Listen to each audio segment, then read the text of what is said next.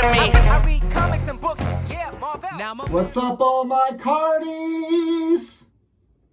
Cardi A, B, and C. Okay. Welcome to Keeping Up with the Cardassians. This is Nick. This is Rob. This is Joe. And y'all, we are happy you are here. Imagine me and you and me. So happy together All of us. in this room. Y'all, but we're back, because last week was a Star Trek episode review. No, movie review. Movie review, that's what I meant. Star Trek 3, The Search for Spock. The week before that was the Will Wheaton interview. This week we're back to reviewing some episodes of Deep Space Nine. We know you've missed it, so we are here to bring you the pain, bring you the funk. We got 2 episodes to review, and I'm just going to tell you right now, one was great and one sucked, and you already know. Spoiler alert, Nick doesn't like fun. You already know. Actually, this week he does like fun. Oh, okay. Yeah. And, yeah. well, Maybe. the other episode wasn't. I mean, it wasn't horrible, but it wasn't. I wouldn't say it was fun. So we got Far Beyond. We got Far Beyond the Stars today, and One Little Ship. Far Beyond the Stars. I can't wait to talk about that one. 2 little, 3 little ships. You know what Beyond the Stars made me think of? It made me think of an interview that we just did. With who? With Will Wheaton? Huh? With Will Wheaton? No, not with Will Wheaton. Oh. Not with Will Wheaton, folks. Breaking news. Breaking news. Where is it? Are you ready for this? For this breaking news? That's. You need the breaking news one. That's not breaking news. You need the one who goes like. Breaking news.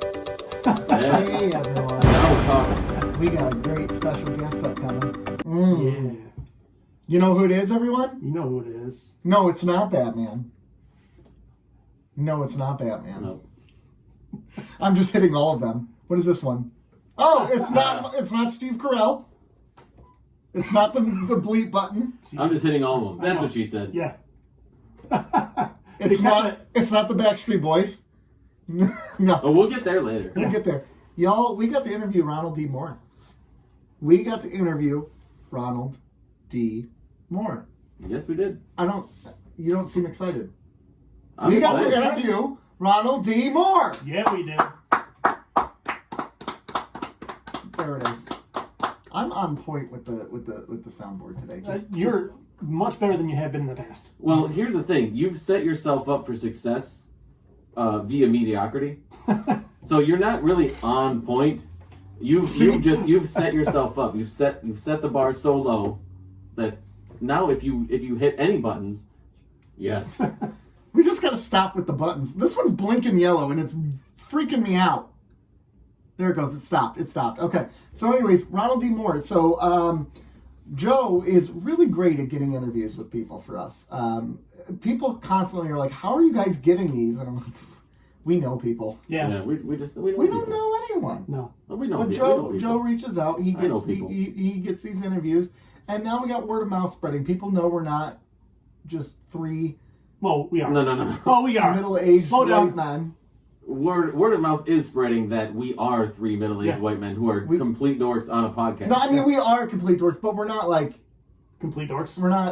hey, on this episode yeah. of Tiny Little Ship, did you like to play the tiny person?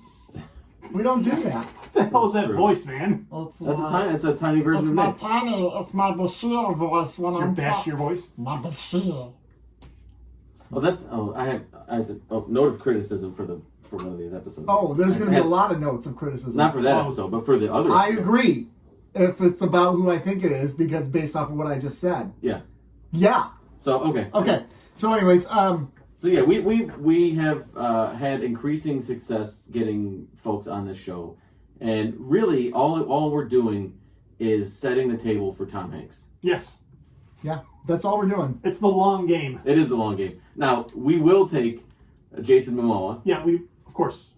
or Ryan Reynolds or Ryan Gosling. We'd settle on those guys. Either one of the Ryans, Jason Momoa, but really, I'll take Ryan Phillippe, honestly. but he's probably not doing anything. Ryan Howard, he's retired. Have you messaged Mr. Momoa yet? No. Do it. The hell. He might be one of the cats that does it. He just shows up. yeah. Random. I think he would do it. He seems like a pretty cool dude. Do you think All right. Ryan Seacrest would do it? secret. He's so busy. What do you mean? There's no way. What about You know what about Secret- Ryan Dunn? That was low, man. That was kind of low. That wasn't me who did that. That was Rob. That was brutal. There was no need for that. No need for that. Ryan Dunn has passed away, right? Yes. I think passed away is a nice way to put it. Oh, yeah. I had forgotten how he died. Yeah. Now I remember. Yeah. Yeah.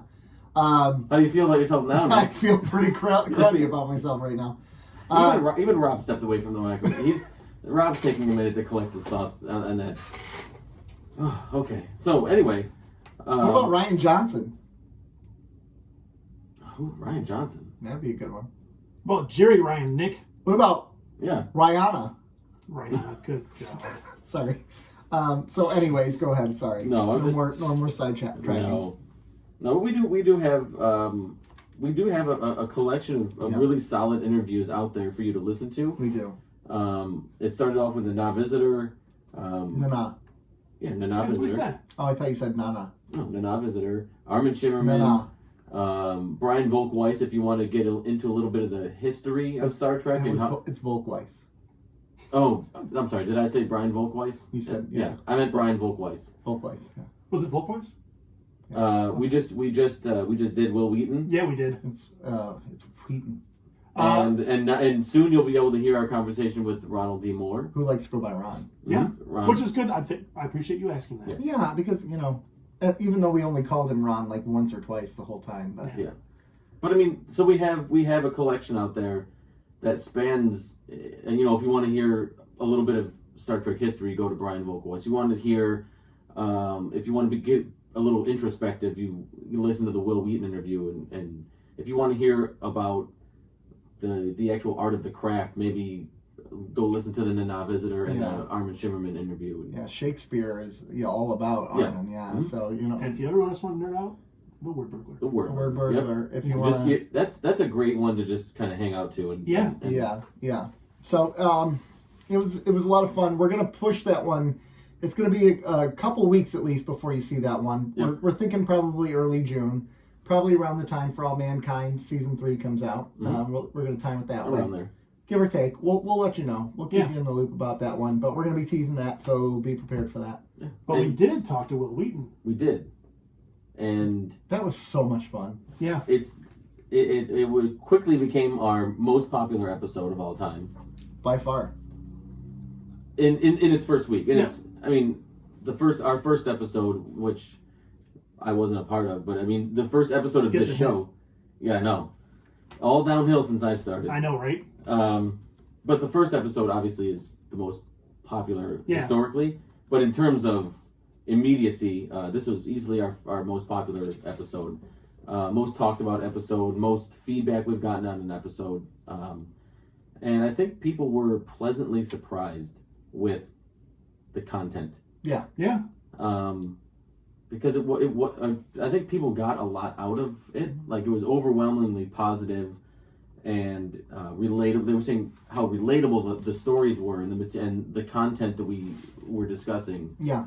And how open and honest Will was about what he's gone through, his past, what got him there. Mm-hmm. It was really a truly remarkable conversation with Will Wheaton. So if you haven't listened to that, I would suggest as soon as you're done with this episode, go back and listen to that one. Or if you've listened, listen again. Yeah. Because there's And again. there's Because we get tens of cents of revenue when you listen. but there is Tens there of is cents. more to get out of it with each listen. You can get. I've listened to it a few times, and I have too. I've picked up on certain things that I either during the interview I was probably thinking about the next thing I'm going to ask or where the conversation is going, and you sort of lose what he's saying. So I heard it almost for the first time, like every time I listened. There is a lot of truth to that when you're doing these interviews sometimes, because you're trying to figure out the order of the questions, and like depending on how they're answering one question, you go, oh wait, now I should jump to this next question. Yeah. So as they're answering, you're like, crap, I didn't hear this last little bit. Like, I'm paying attention, but some stuff slips. Yeah. So it is nice. It's natural. Yeah, it is natural. But I think the conversation with Ron Moore was fantastic. Yeah, it was different, but it was great. Yeah. I enjoyed it. I'm really happy we did it. Did I'm really happy. Are you familiar with his material, or? No, I had really just heard of him this last week. Yeah. Well, he did not. So you know that he wrote some Star Trek, but now He did you know Huh. that he worked on Battlestar Galactica? I've never heard of that. Wait, the Battlestar Galactica? The one that you mention all the The time. TV show in the 70s. Yeah. Oh, the 70s one. Okay, yeah. Yep. I knew that. He was an extra. He was an He was extra. an extra. Yeah. He was a baby. He was a baby, little baby. So that's a lot of fun, and we're gonna keep trying to do some more interviews in the future here, and as the show expands into other genres, maybe or not genres, but other shows or whatever. We're gonna try to. We pretty much keep it sci-fi nerd culture type of realm. Yeah, just pop culture. Pop culture, and there's enough out there to keep us going interview wise, and the next generation. I see what you did there. Dun, dun, dun, dun, dun, dun, dun. Jesus Christ. Dun, dun, dun, dun, You all watched dun. that Thor trailer? Yeah, I did. Yeah. Yeah. I wasn't particularly impressed with it. Either was I. Neither was I. It was especially because it's coming out in like 2 months, Yeah, it's coming out quick. and they're really giving us nothing. Which actually, like, does Marvel need to give us anything? No. Like, They just say people are gonna Thor's go- coming out tomorrow. They're And like, it's- let's go see it. and it's Yeah. Taika Waititi, so I'm gonna go see it Yeah. because I love everything he does. I love every Uh, little things he does is magic. I'm Every little thing just I just- turns me on. Don't like how dumb Thor is now.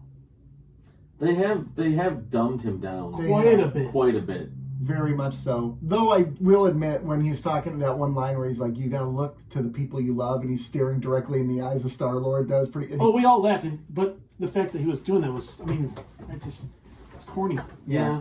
And then Jane showing up with the guns. Are we Choo, choo, choo. Jane Foster, Natalie Portman as Thor.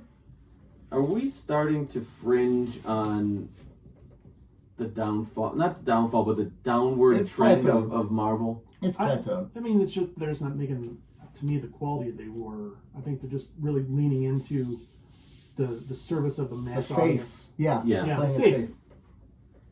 Yeah, I mean, I like Thor Ragnarok. But it I works don't know for if them. but the content doesn't hit like it did I'm looking forward to Doctor 4 or 5 Strange. years now. ago. Doctor Strange, I'm looking forward to. But watch Thor. So how much did the Batman make? $750 million. All right, in the United States it was like 350 though, Yeah. right? Thor is going to beat that Oh in yeah, like 3 easily. weeks Easily. because Yeah, but- people like the zany and people like the But it's more it's family friendly. It is more accessible to the family, but They at the same figured time- out a form. I They think the world is mastered the accessible to formula. everybody. I do too, but again, commercial success doesn't necessarily mean it's a great film. No, but what I mean by that is they figured out a formula that works Yeah. for them that will ensure profitability. So you're going to keep getting. And that's what they're Thor, after. They're dumb after Thor. they're after being in the black and Well, that's the thing, because the Marvel universe had characters that were serious, but it had the zany ones to offset it, right? Mhm. Robert Downey Jr. for the most part as Tony Stark was fairly serious. He goofed off a little bit, but he was serious. Like he had he was not really likable, right? He was funny, really. but he wasn't likable. The characters didn't really like kind of him. a jerk. And then towards the end, he kind of got zany until the last one, where he Mm-hmm. became not likable again for good reason, because Right. he almost died, and then did. Yeah. Spoiler alert. Come Oh on. man, you gotta ruin that for everybody. No one's seen But like, Marvel movies. who are the serious characters now? Wanda? Yeah. Doctor Strange. He's not serious though. I think he's kind of a goofball. You Scooby Doo this shit. Like that's goofball. I think he tries to play it I think serious. he's more serious than Okay. the rest of them. Okay. I mean, Cap's gone. I so think he there was- goes your most serious. Falcon, who's now Cap. Well, they play off each other. Yeah. He plays off people, but he'd be more towards that Wanda Bucky. vein. Bucky. So none of the primary characters are serious. Well, Wanda's primary character. Would you wasn't say? Would you consider her primary? I guess now she is. Currently she is, but I mean we're in like Marvel 2.0, right? Yeah, the elder So- statesman for Marvel now is Thor, right? she? Yeah. Yeah. He is the last one Well, remaining. no, Hulk is still around too, but he doesn't have feature films. Yeah. Yeah, yeah. Yeah. But everybody else is sort of like, up on this plateau. We don't use them anymore, so we're gonna put them on the shelf, and they're collectibles now. Now we're at Marvel 2.0, where your second tier characters are now your main characters, and while it might be profitable, the storytelling isn't quite as compelling, I don't think. You know what though? Like, I'm kind of dreading the day when they have to reboot it, because it's kind of like, again, you don't have to reboot it. You can tell a different story with different actors and make it part of the same thing. But just like they did with Thor, make him stupid, they can probably make him a little more serious moving forward. You don't have to reboot it. That's just lazy. but they're gonna reboot it. Of course they are, because they think they can start all over again. And here goes another another Spider-Man Here's an movie. Elseworld. Great. Here's an Elseworlds. Well, that's what they're setting up right now. Yeah, with the multiverse, with Captain America and all these characters. So, Although if the rumor that Tom Cruise Iron plays Man, Iron Man. Yeah. and, that's pretty cool. Man. There's also a rumor Wolverine will be in it too. I'd have an erection. Not Hugh Jackman Wolverine. No. The new Wolverine. Fuck that. Garbage. But that comes out soon, right? Yeah. Like a month? Either your two options for me are Hugh Jackman, Hugh or Jackman is you do a Wolverine. Who Framed Roger Rabbit type style, and you bring back the animated series Wolverine and put him in a live action film. Just holding a picture of Hugh Jackman as Hugh as Wolverine. yeah. And the bad laying in the bed. Holy crap! It comes out May 5th. Cinco de Mayo? Wait, so 2 weeks? 2 weeks? What? Wow. Which film are we talking about? Multiverse of Madness. Oh. Holy crap! I'm gonna go see that. Yeah. You're coming home with me. I'm gonna go see that. Okay, cool. Yeah, that's exciting. Yeah, there's some good things going on with this podcast. So anyway, what's so funny is we're like, wow, it's coming out so soon. 2 minutes after we said Marvel's kind of plateaued and they're kind of going down. I know, and you guys are like, oh, I can't wait to go see it. But I am looking. Doctor Strange. I do like I like it when they don't play it safe and they do zany different things. Doctor Strange does that. Doctor Strange is going to have Captain Picard in it. Come on. And WandaVision did that too. Oh yeah. So, but here's what's so interesting is when you think about the Marvel TV shows, you had Hawkeye, which kind of was the Marvel formula, and it was entertaining as heck. I loved it. I loved it too. I absolutely loved it. But then now... that was a good series. It was a very good series. So they're doing... WandaVision was good too. WandaVision was great because it did not follow the formula at all. Now you have Moon Knight, which is kind of following the formula. I haven't watched the most recent episode yet, but, it's okay. What was the Black Widow? I could have taken or left Black Widow. I thought it was. I was pleasantly surprised by it, though. I enjoyed it. I thought it had its moments, but on a whole, it was way too formulaic. Like, it just didn't keep my interest, and I thought it dragged on so long. And some of those, some of that green screen was brutal. The special effects were terrible. They have there's TikToks of comparing the special effects from Spider-Man: Far From Home, the Batman, and that Black Widow. Black Widow, because they all have the exact same budget, and it blows your mind the difference. Well, even because one is practical effects and the other the Batman is almost entirely practical effects. Well, even if you look at one little ship, that little ship looked so much better than a lot of that animation out there in the Marvel movies. I wouldn't know because it was all crap. Oh my god. Did you ever watch Honey, I Shrunk the Kids? Yeah. Did you when like I was 5. Did you like it? When I was 5. Go back and watch Second Sight. Like crap. This guy over I here. It's not cool. It's not cool. It I wasn't. don't like fun. I like the band fun. Lowercase fun. Have you, I know this answer. Have you been watching Picard still? Yes. Yes. Are you caught up? No. Yes. So you watched yesterday or today's? No. Oh, it came out today? I thought it comes out today. I haven't watched today's yet. Have you? I did, while I was trying to work for this crap show I work at. Okay. I'm watching Picard on the job. Really kind of continues the trend from last week. Yeah. Okay. I mean, there's Rios is awesome. Rios is incredible. Rios is awesome. You can talk plot because by the time I get around to I it, I will not remember. remember. To be honest with you, but there's It's just certain convoluted, things. the plot. The thing is, they're making it way harder than they need to, and they're missing opportunity when they're back in this time. They're just missing so much opportunity, and then the whole board thing. Just come on, dude. And they they'll do something good, and then do something bad. They completely counteract what they did. That was good. That is very true. They haven't been doing that. Well, that was really cool. I like that. And then the next scene, you're like, oh god, I hate this thing. Mm-hmm. Yeah. I feel like, no. It's very Dr. Jekyll and Mr. Hyde. I feel like that's a really great review, in a real great summation of your overall feelings on Picard, just based on what I've heard from you, is like, it's really good, it's really bad. I just don't know. I don't know. Whatever. Fine. It's fine. It's like that's the whole. That's your review, and I feel like that's very accurate. Just Star Trek fans were really into our canon, and right now it's just butchering it, and that too. You could throw that in there where Guinan doesn't look like anything like Guinan. How is it not taking a lot? 1800s? She was there in the 1800s and looked like Whoopi Goldberg. Well, that's fine. How is it not taking a lot? Is it taking a lot of flack for this? Because to an extent. Guess what? Spoiler alert. Can I spoil one little thing? Mm-hmm. Vulcans were on Earth during this time when they didn't know Earth was around there. Wait, how would they? Because the whole point was they flew by right when the first war happened, which is why they landed for... Exactly. See, now we're talking. Okay, I'm upset. It's just, come on, guys. So this is why we should have asked Ronald D. Moore to take over. Just forcefully go in there and just take over. So I know that Avery Brooks is not going to do Cisco ever again, or potentially anything ever again. Maybe. Do you think they'll ever do like a show called Cisco or something like that? I would hope they do that like would be incredible. Like have you seen all those DS9 references in these shows?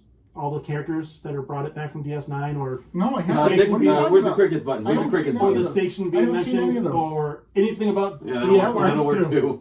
In these shows? Wait, that's the wrong one. Oh, Wait. Section 31. Maybe. There it is. But no, I don't vision. And if they did, they'd fuck it up.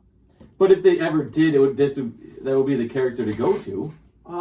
They would probably do Bashir, or no. Actually, they'd probably take Garrick and completely They ruin would not do Bashir or Garrick. They would do Garrick and completely ruin him. He's going to show up at the end of the season. Wouldn't that be funny if they did a Quark and his Cheers? Yeah, they should do that. I would take a Cheers style sitcom. I would 100% support that. Oh yeah, I'll crowdfund it. Would you? Yeah, I would contribute to the crowdfunding for that. I feel like it wouldn't. I wouldn't work. It would work. What they're trying to do on Lower Decks, you do that, it works. Armin is still alive and thriving, and I don't think he would look or sound very much different as Quark now than he did in 1996. No, he didn't. Oh, actually, there's one thing I don't think we've mentioned since last time we recorded. The Next Generation cast is all coming back to Picard season 3. I don't like that. No? No, go away. No! Let the new cast thrive. We were literally just talking about bringing But they've back. already established this new cast in Picard. No, don't do that. It's dumb. It's not dumb. It's dumb. It's not dumb. It's dumb. It's not dumb. Guess what? It's dumb. I don't really like the new cast. No, just kidding. I actually like them for the most part. Hey, I'm neutral. I'm Switzerland here. You're Switzerland. All right. Have some balls, Joe. What else we got, gentlemen? Nice. Yeah. Harmony 2? Is it time for that? It is. It's time for that? For that? Sure.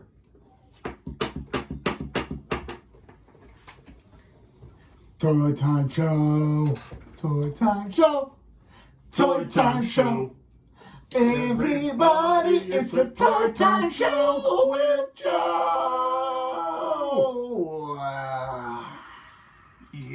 Yeah, buddy. I like that we have so many versions of this song. You don't know which one you're going to push, so it could be one of three or four. We need to have another one next week. Honestly, we do. Start thinking about what song you would like to do, and it's happening next week. It's got to be a known song that everyone knows.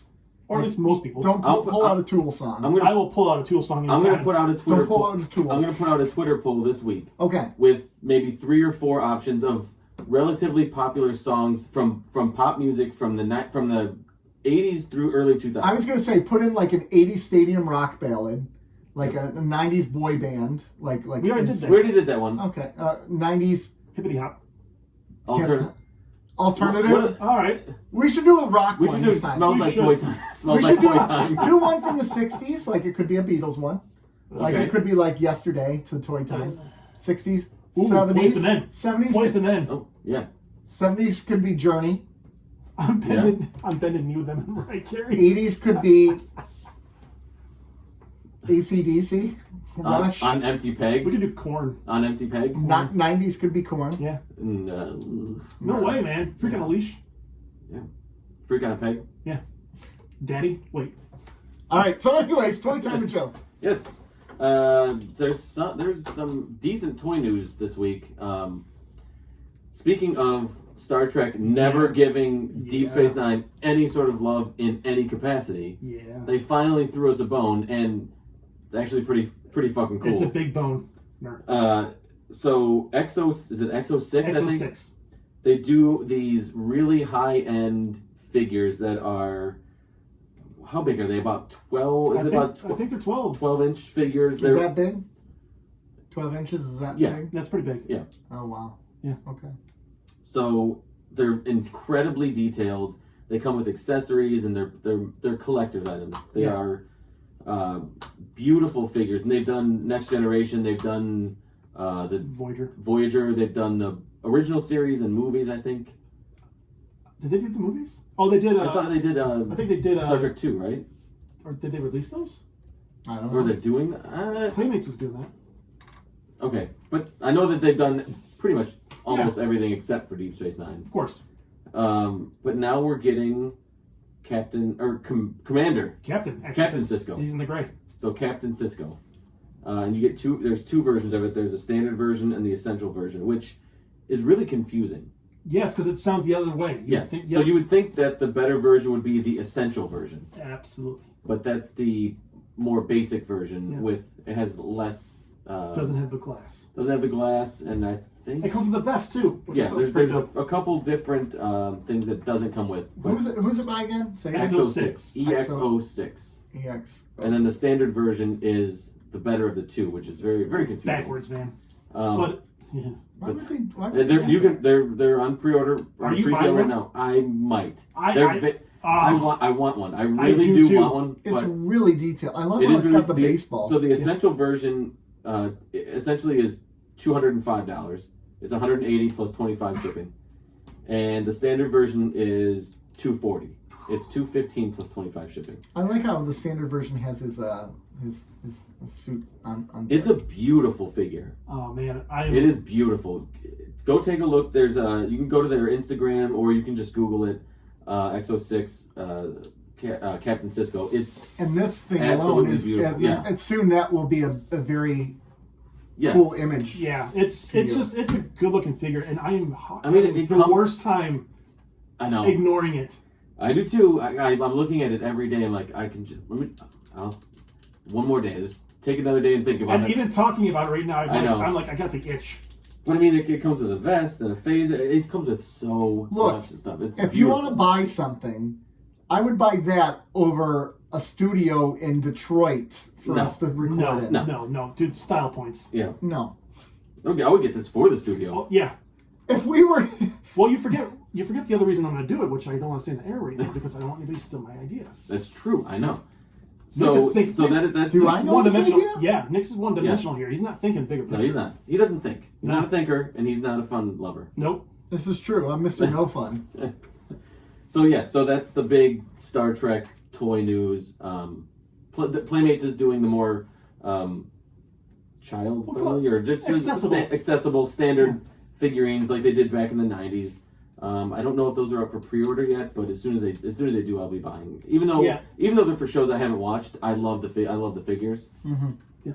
And the other piece of toy news is there's not a whole lot of information on this, but September 22nd of this year, starting lineups are coming back. Yes, I heard about that. Yes. They're partnering up with Fanatics, which is a sports memorabilia company. And they're bringing back starting lineups. Now, I don't know. I want to say that they ended production in the early 2000s. Yeah, because the McFarlane stuff started to take over. Yeah, but these were an essential part of my childhood. Starting lineups. Yeah. I still have a bunch at my parents' house, and I think in my house, in my storage area. Okay. I still have a bunch of them, but I would get them. Every time I could. They were always one of the first things I would look for on the pegs at the toy store. And I love that they're coming back because there are a lot of fun things that they can do with sports right now. I don't know. I want starting lineups of current sports stars. There's a lot of personalities in the NBA. Oh, sure there are. A lot of personalities in the NFL. Mm-hmm. And honestly, for sports like hockey, where it's really hard probably the least accessible of the 4 major sports. Mm-hmm. It's a way to promote your players and get them known by name. I probably can't name 5 players in the NHL in the entire league. I couldn't. Sidney Crosby's still playing. Yep. Dylan Larkin. You can name a couple Red Wings and Sidney Crosby and who's the guy from the Capitals, Washington Capitals, who's been playing forever and is getting ready to retire? Zadina. Oh, what's his name? Malkin? No, but he's a player. I think so. Yeah. Valky Malkin or whatever his name. You can just make up a Russian sounding name, and it might be a player. Checkmanov. Romanov. Natasha Romanov. But this is my point. That it's a way to promote your league and your players better than what they have right now. I just hope they don't go where all the running backs look like O.J. Simpson. Remember that? Yeah. Barry Sanders looked like O.J. Simpson. Well, I mean, back in the 90s, you can only do so much with a mold Until McFarland came out, and that's why they suffered. Yeah. So there's no images of this. There's all I have is like a logo and a stylistic logo type of thing, which is pretty much all they've got. But I'm interested to see if they go back more towards the traditional style, affordable, or if they're going to go towards if they're going to go towards, because they've done some of the more posable figures. They've tried to do those lines before. Yeah. I'm interested to see what they do with this line now. Okay. And soccer is still pretty popular. It's more popular than it was when starting lineup ended. Mm-hmm. You can do golf, tennis. There's a lot you can do. Yeah, there is. So that's pretty exciting for as far as sports related toy news. Nice. Well, that's really it, though. Well, normally at this point we take a commercial, but I feel like we should just dive into the episodes. Yeah, you know what? We're not bound to corporate sponsorship. We're not bound, except for the fact that you've probably heard some commercials already by now because it automatically plays. Yes, That's true. It drops them right in the middle when Will's answering. Actually, I retract that. We are absolutely bound by corporate sponsorship. We have no control over the corporate sponsorship. There's probably a corporate sponsor that was put in the middle of that rant. Probably. Yep. Probably. They cut you off. And X-Lax. Wouldn't be the first or the last. Okay. Do you have erectile dysfunction? I do. I don't know. I don't. How about you listen to this episode and then you can buy the product. Find out. Yeah. All right. So today we got 2 episodes to review with you. We're going to start with Far Beyond the Stars. The war with the Dominion ain't going well, and Cisco's having a hard time. His friend just died in one of the ships, and he's sad. He starts actually hallucinating that he's in the 1950s, I believe it is, give or take. Yeah. 40s probably? 40s, late 40s, early 50s. Yeah. So he's in the late 40s, or 53, actually. 53, it's when it is. Oh. And he envisions himself as a writer back in that day, Benny Russell. And he envisions the whole crew as characters as part of this story. And he's basically a sci-fi writer for the show. And he writes about this black captain on a station called Deep Space Nine. And he's trying to get it published. He can't get it published because he's a black writer for the magazine. The people don't even know he's black. And the lead character was black. Right, exactly. They said, you make him white, we'll publish it. He says, no, that ruins the story. So it's a whole fight to finally get it published. He finally decides to make it a dream, and he tries to get it published, and the owner of the newspaper won't do it. It causes him to have a breakdown, him crying out that someday it is real. The future he envisions is real, as he's taken away in an ambulance. The preacher sits next to him and says, hey, look, you're both the dreamer and the dream. And he wakes up, and he's deeply moved by that, and he wonders if maybe Benny Russell is really real, and he's dreaming up Cisco. So, that's the episode. A little Newhartish. Yeah, exactly. Very much so. Oh, this episode was really good. This is a 9.5 for me. I'm just going to rate it right now. All right. I already gave it a rating. I'm just going to start it off right now. I'm going to blow the load right in the beginning of everything. I got to do it. Oh, that tracks, though. Actually, he blew his load right around D more, though. That was a 10 in his book. Yeah. I had to give it a 9.5. It's just so well done. But only 9.5? Only 9.5 because I have some issues. Okay, fair enough. Yeah, there is an issue. Should we start with issues? Yes. Okay. I have 2 issues, Okay. and they have names. Mhm. One is hold on. Let me find his actual name. And give me a second. Yeah. What is his name? What is his name? Cool, man. Yeah. Shoot! What's your issue? Bashir's name. My issue is Bashir. Alexander Siddig? No, the character's name. I don't remember that. All right. Julius Eaton is the character name. Oh my gosh, so bad. Yeah, your issue is how bad the character is? Yeah, there's nothing to it. It's just Well, I had to fit 7 in there. So my issue is that that's a bad character, but my other issue is how it's very inconsistent, and I will try to tread lightly on this, but he's not a white guy, That's true. and they're playing. Yes, yes. and for the most part he sort of skates along as one, Yeah. and it's just inconsistent with the theme of the episode. Could be the British accent, though. It could be. Right, that he passes. Yeah. Yeah. But I mean, even with Kira, they didn't want to promote her because she was a woman. She was a woman, yeah. And it was like they went through these.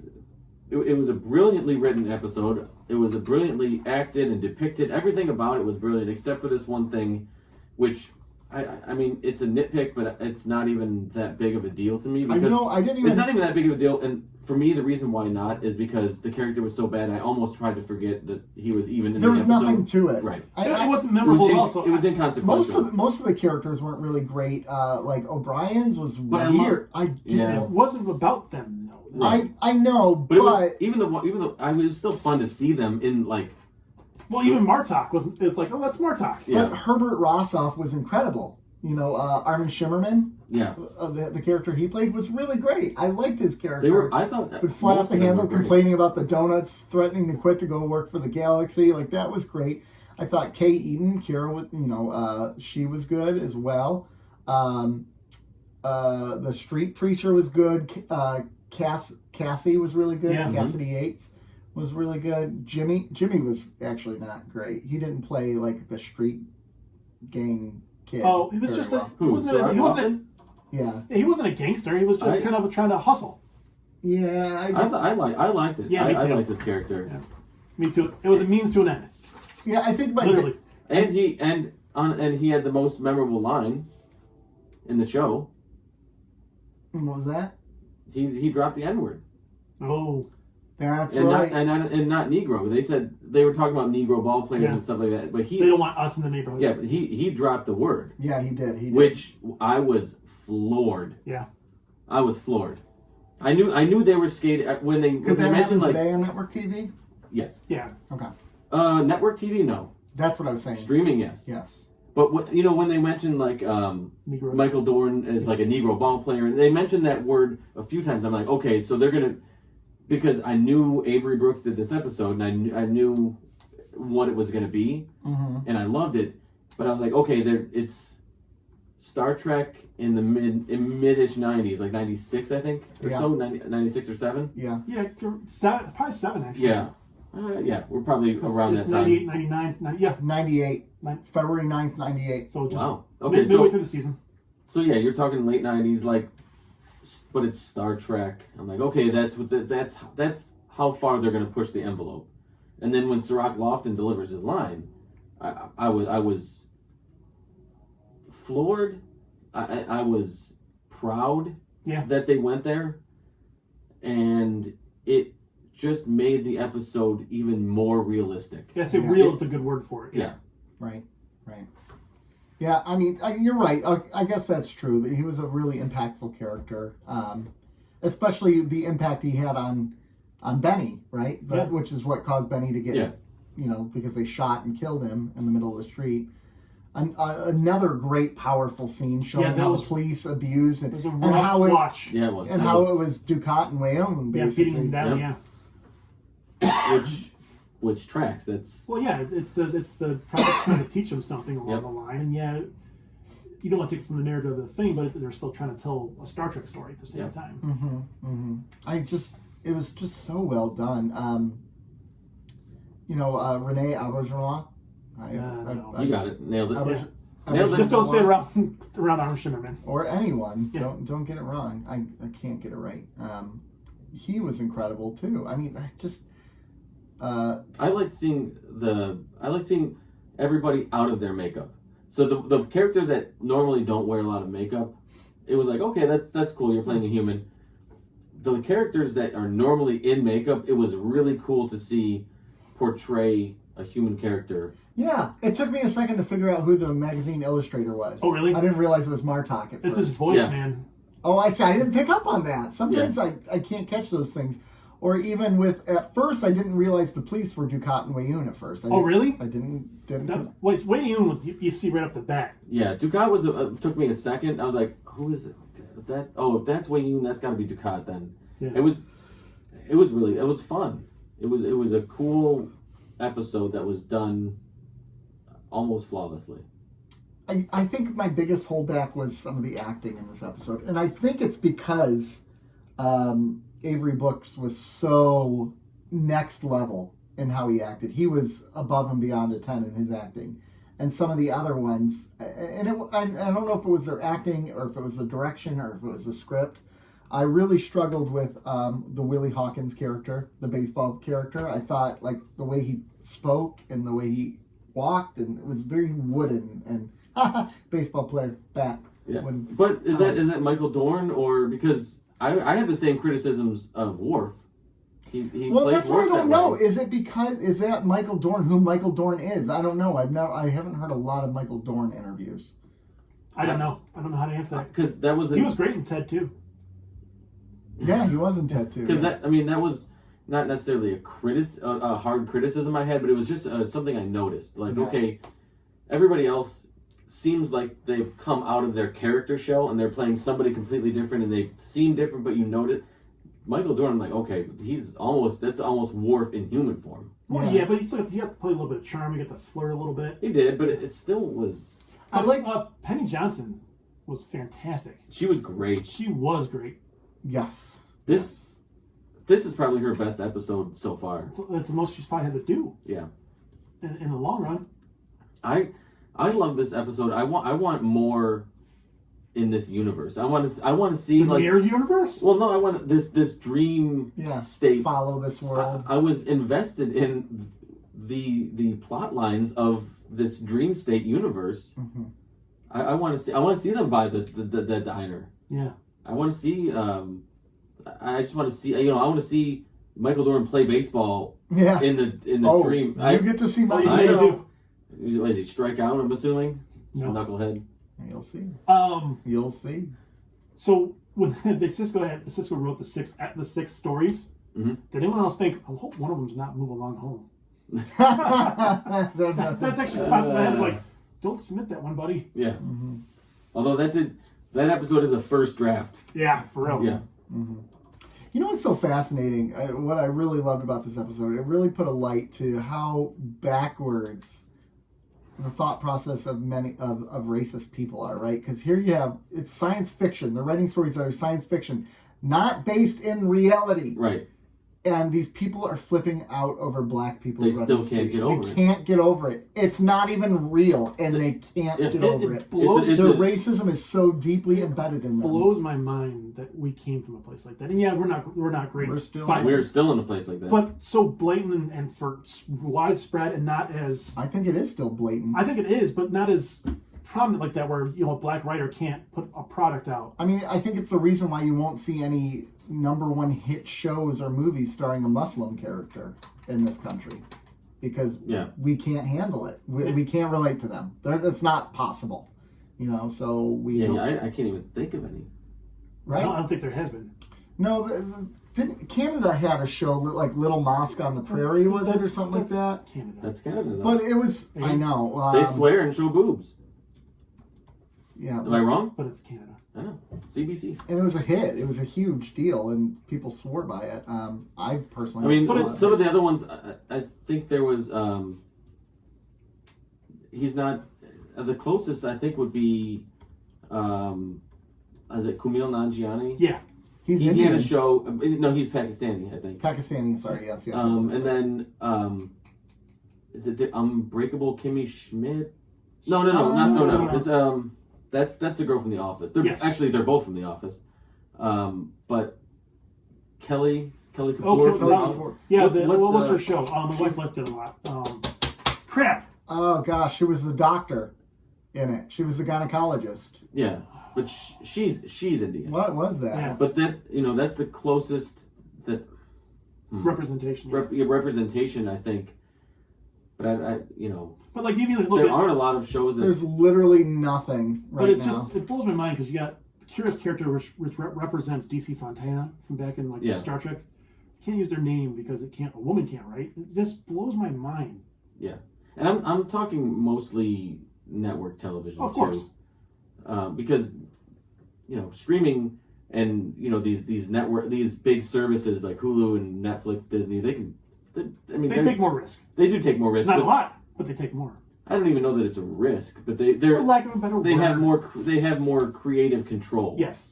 Or they can even maybe it's They're not not worried about advertisers. right. Maybe it's not that they have more creative control. They allow the content creators to control a little more of the narrative. But with network television, it's still mostly white or black. Yeah. Well, yeah. Mostly white, yeah. But it's mostly white. But if it's not white, it's certainly with predominantly men lead characters, Yes. like in the lead role. There could be a woman, like you think about, like a show like King of Queens or Everyone Loves Raymond. The female character was just as important, but they were not featured like Ray Romano was Right. or Kevin James was. The wild thing is those are coming up. We're coming up on those are. I mean, those are old. 20 years I old. know. I couldn't think of a better example. Big Bang Theory, right? Kelly Coco was a major character on that, but it was really about Sheldon. Yeah. That's all people cared about was Sheldon. And Leonard. No, I think they really cared more about Sheldon. They did. Yeah, it was a Sheldon-centric show. Yeah, that's true. That's true. Leonard was a means to an end in that show. So, Star Trek. Excuse me. I'm Yeah, sorry Star about Trek. that. No, Nick- this was. Nick is dying. I am dying. I'm sorry about that. Holy cow. That came out of nowhere. I really like when Avery Brooks tells a story. I think he's done it a number of times here. Didn't he do the two-parter? There was a two-part episode he did that was. He did like Rapture, I think. One of those. I'm not good with. I can't think of it. I'm gonna say it's in season 3 or 4, but he's done a couple episodes of this show where it's not your traditional Star Trek, and it's a bit more serious content. Like past tense is what you're thinking? Yes, past tense. That's what I'm thinking. He did those, right? No. He might have directed one of them, but they never have a back-to-back director. Oh, okay. Maybe it was because it was a Cisco-centric arc. You mentioned that. But so there was a different director slated to direct this episode, but then when Ira Bird thought about it, and he said, "No, we got to have Avery Brooks direct this." Yeah. So he was up for another episode, and they kind of rearranged things so that he did direct this episode. Mm-hmm. I was floored by the execution of this episode. Almost perfect. Yeah. Mm-hmm. Had to cost a lot of money too, so it's good on him for making it. And it looked beautiful too. It looked really good. I think why I really love this episode is nothing in this episode technically advances the story arc of the Dominion War, but it really kind of does, because you have Cisco saying, "I can't do this anymore. I can't keep watching my friends die. I can't do this." And then he has this flashback, and he steps into the foot of a black man in 1950s America, realizing that, look, if he didn't continue going, then where would I be now? So I need to continue going for all those black men who are going to be stepping foot after me, you know. Yeah. And that's maybe not 24th century thought process there about being a black man, because they've moved beyond racism.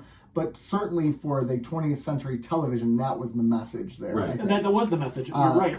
And if you want to go for Star Trek story-wise, this was to further the relationship between the prophets and the emissary.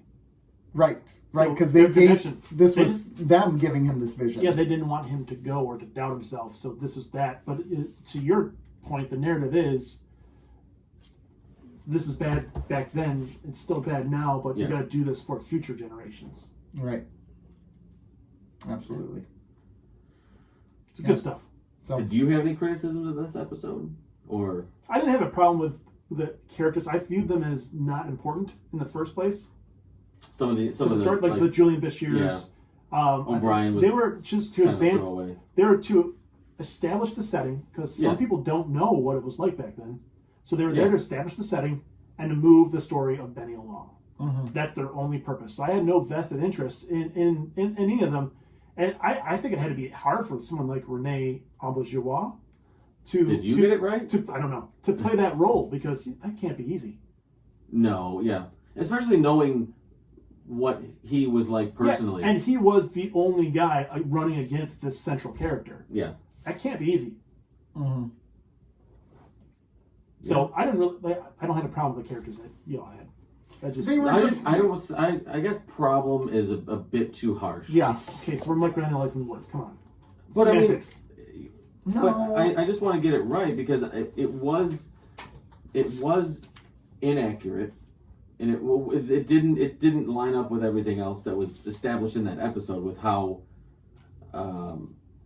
But at the same time, he was kind of inconsequential, and he wasn't front and center. He wasn't trying to put the story out, so he could kind of just be there. Again, inconsequential is the key word. Yeah. That's why I didn't. Semantics, Rob. He got you. I'm gonna nut punch him right here. He got you. He got you. So yeah, they weren't important to me Yeah. for the story. So it didn't detour for me at all. Yeah, so that character has a little bit of leeway to be kind of boring or Yeah. nonchalant. I did like O'Brien because he liked robots. I thought that was funny. I thought that little narrative was funny. Everybody loved robots in the 50s, though. I Yeah. like robots.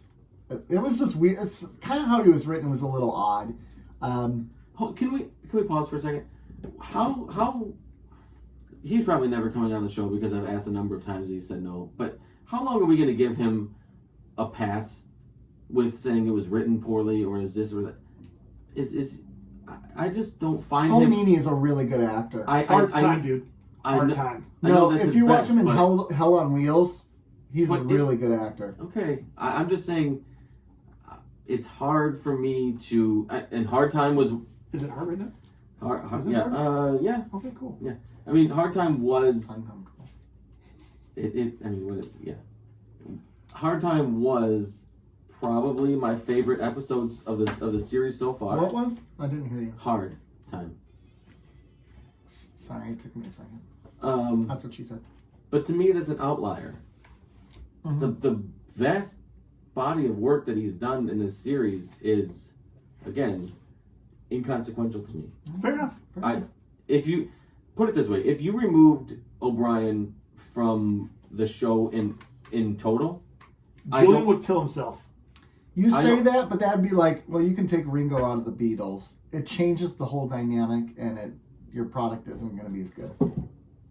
okay, but if you had O'Brien to, is Ringo.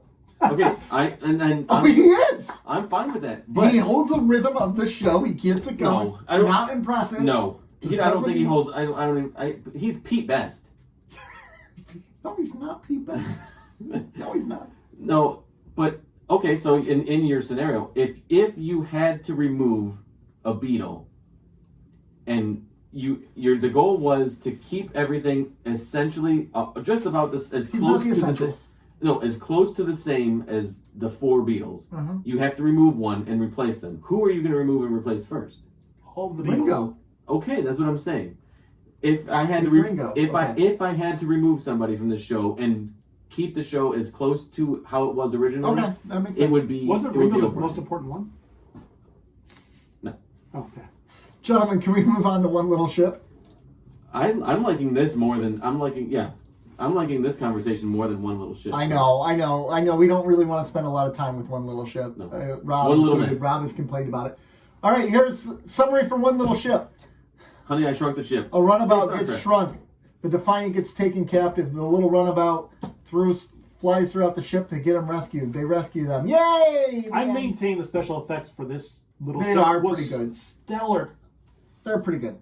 Stellar. For Stellar, 1998, Stellar is a reach, but compared to the Black Widow, yeah, fucking stellar. no. Black Widow was shit for special Oh my effects. gosh, you are very feisty, and I need you to. Black Widow was garbage. For You special are Garbage effects. for special effects. No, I don't want a hug. Do you want a kiss? Okay, maybe that. A little bit of kiss. Yeah, a little bit. Mwah. Let's all just make out. Let's stop reviewing One Little Ship. All right, I really don't know if I can say anything about One Little Ship. I got almost nothing for this. It was fine. It was fine. It was fine. It didn't. It wasn't bad, but it was fine. Mm. Again, this is one that doesn't advance the story. Fine, not a big deal. The last episode didn't advance the story, except for it told very important things about our characters. Yeah. What does this one tell you that's important? For me, And they need to reset after such a serious Yeah. episode. I think that's a very good point. I think it also shows that Cisco is still a freaking genius and he knows how to turn people against each other. Yeah. He turns the two Gemini. I like how, though, I will say, I like how you're still starting to see the cracks in the foundation of the Dominion, right? Yes. Like they have these Jem'Hadar who are becoming arrogant and cocky towards one another, right? Yeah. Now there's the Alpha Quadrant Jem'Hadar versus the East and West, baby. not Delta, Beta, Gamma? Gamma Quadrant Jem'Hadar. Is it? Yeah, it's the Gamma the Quadrant. game. It's East and West. Yeah. East Coast, West East Coast, West Coast. Which one was And then- Tupac? Because I'm on their side. And they're fighting, and then you got not the Yeah. founders, and then you got the Vorta kind of like supporting like their little Yeah. beefs, like Right, encouraging right. it. Because if the Vorta have them facing against each other, they're not coming at the Vorta, right? Because Yeah. they don't they don't respect the Vorta at all. Really, I mean, they're always looking for reasons to get them killed. But to your point, what you're seeing is opportunities for manipulation, cracks in the armor. Right. You can see you can see how Cisco is internally plotting his next advancement. Right. What he's going to do to get them to the next point in this war. Right. But you know what's so great about this is it shows the cracks in a foundation of a society that uses fear to rule. Because when you use fear to rule, it's constantly about turning one person against another to assert yourself in the But power. that's And evident in them too. Yes, exactly. And it also mirrors America today, right? Whenever we have authoritarian parts of government that rise up within our own government, they use fear as a tool. And how do they usually get taken down? By their own party who uses fear against them, who starts calling them names. Like in current politics, those are the people who start getting called rhinos, right? Because they're not true Republican in name only, right? Right. So yeah. now Not what's his actual name? rhinos. Yeah. What's the Which guy? would be better. Way better. Oh yeah. Mitt Romney in Utah, they consider him a rhino because he doesn't support Marjorie Taylor Greene. So like I thought their it was whole the thing on his nose. yeah, their whole fear Or 'cause it's like tactics, Trump. the fear tactics, turn them against each other. And the Democratic Party does it to an extent. Well, no, they do it too. Not to Would they be an extent. dinos? Did you say doo-doo? Doo-doo. Yeah. Hey, They yeah, would be like this dinos, right? episode. Yeah. So I think that, now that I mention it, that is the good of this episode I'll take away, is it shows the cracks in the foundation of the Dominion. And it shows that they don't have a good command structure. And that's going to bite them in the butt.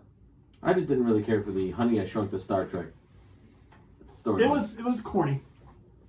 It was very corny. Although seeing them fire torpedoes at the Jem'Hadar. I mean, come on. Oh, fire the torpedoes, ducks! Okay, says O'Brien. If he's gonna do this voice, it's on this. Yeah, it's Bishy. and you can find us on Twitter at It's Bishy. What was that number? All right, let's rate these episodes. Jesus, shall we? that Christ. was very quick. That was the way Nick can shut down the episode. Just talk. Yeah. Well, is there anything more you want to? I mean, Honestly, it is a fun little episode. I'll give it. Is it that. a fun little ship? here's my thing. I think it suffers from the fact that we watched these two episodes back to back. And we just came off the Ron Moore interview. No, it No, has nothing that to has do with it. nothing to do with it. But I mean, Interview?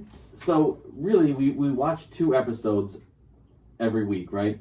And naturally, your instinct is to compare them to one another, in the context of the 2-episode vacuum, week to week. Yeah.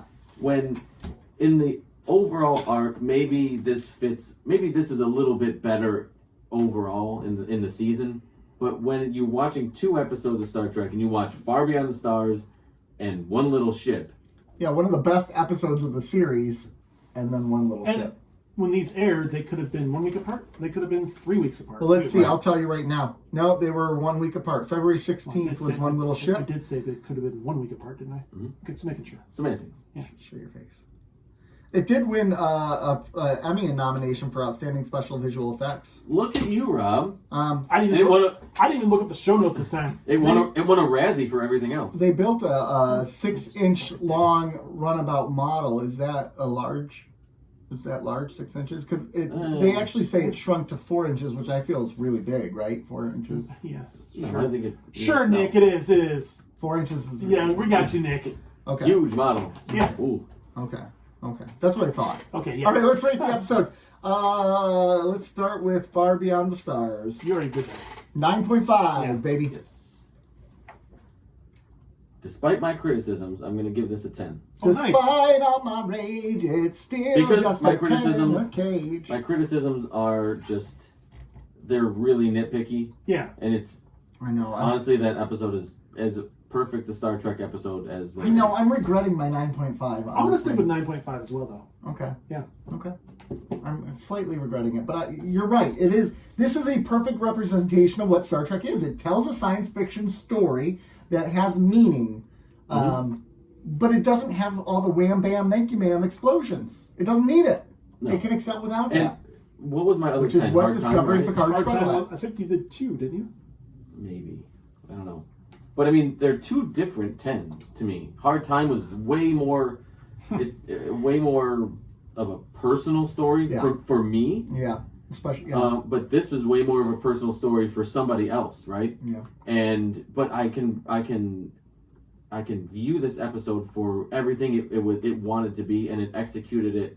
It couldn't have been any better. So that's why, to me, it is a 10. Okay. Excellent. Okay. One little ship. 4.5. 3.5. Sorry. 4. No, 3.5. 4. No, 3.5. Rob's not paying attention, so you still have like 8 seconds. Should be enough time for you. It's right 10 now, go with seconds 5. I long. don't know if that's accurate, but right now I'm distracted, so I'm going with 5. Okay. Okay. All right. Well, if you want to come back to And that, I'm next week, assuming we that's will. solely on special effects. I'm comparing it to the shit that's out there now. Yeah. Yeah. The special effects were. Now I will Stellar. say, if they ever remaster this in HD, this would be a good episode to watch. Maybe it might make it really bad if they remaster it in HD. Some of the really action heavy dogfight episodes. Did you see the one from Sacrificing? Oh. Yeah. Man. Gentlemen, where can you find us? It's Twitter. You can find us on Instagram too. But What? That's the wrong play out music. It's one of those days. Twitter at Cardassians Pod. We have a Google Voice number. Yeah. 1734 49408 0989. Jesus No. Christ, 1734 Cut. Stop, Nick. One Just seven- shut up. Just shut up. Just mute your mic. Just shut the hell up. So we have a phone number if you want to leave real time feedback on how awful Nick is on this podcast. 1-734-494-0980 is the correct number. That's now not you correct. can dial whatever number you want, but I don't know what you're gonna get. So If you want anyways, to talk to our show, that's the number. Yeah. go Patreon. Patreon. 2, 5, and 10 tier. Join us. We'd love to have you. Yeah. Yeah, word. But YouTube. ladies and gents, The That's it. YouTube. YouTube. Instagram. Keep it _up_ Cardassian. Facebook. Yeah, that's there. It's there. bye, lovers. Didn't you call them your peepees? Bye. That's only on Patreon. Oh, your peepees. Bye. Your peepees. Pee-pee is a pee.